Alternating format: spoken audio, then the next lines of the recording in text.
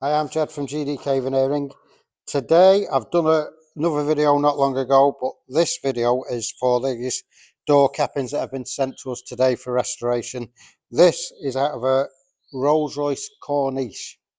So the typical thing that happens to these, if you've got a Rolls-Royce cornice and you haven't had the lacquer, it hasn't been re-lacquered or re-veneered or anything like that, probably yours look like this at the minute.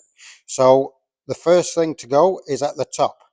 So at the top, you'll see that the lacquer just literally lifts off, and obviously it sits in the car like that, and your arms would be all over it and it would catch on it, so that can cut your arms.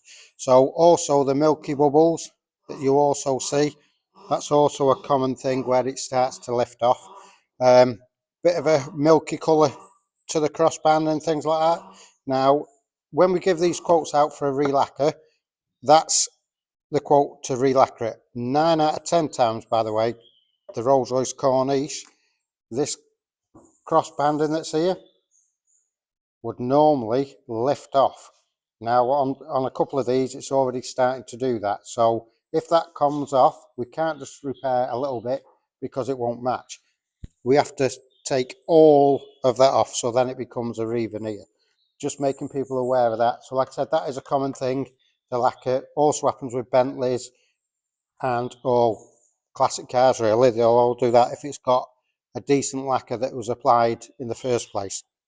So on these two smaller rear ones, the actual crossbanding is starting to lift off on these. So if you come a little bit closer, I'll show you exactly what to look for. So if you look for that there's a gap down the edge.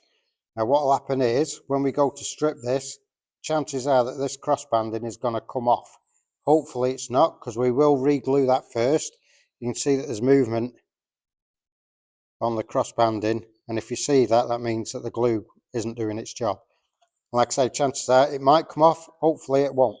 So please join us back in a couple of weeks time or so. These are all going to be repaired.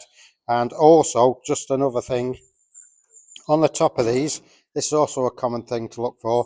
You see like little dints all over the lacquer, and that's because when the seat belt has been taken off, you automatically go like that, it springs back and it bangs against this. That's why you get these little dents. I'm Jed from GDK Veneering. Thank you very much for watching. Please click like, share and tell your friends. Bye bye.